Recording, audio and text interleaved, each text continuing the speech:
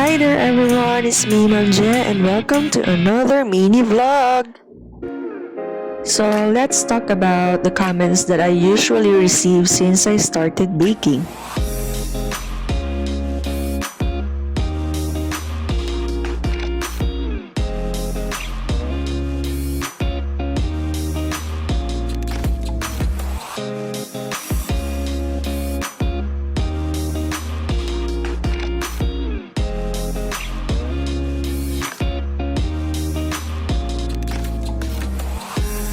So, ang dami nagsasabi sa akin na ang sipag ko daw.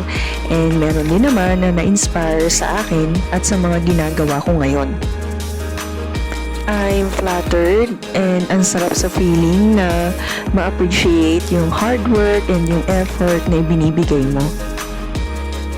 I'm happy to prove na teachers can be more, hindi lang sa classroom. Ang dami na rin kayang mga teacher vloggers. At marami na rin ang mga kagaya ko na teacher/small-time entrepreneurs. Let's just do what makes us happy. Malay mo, may ma-inspire rin ng dahil sa'yo.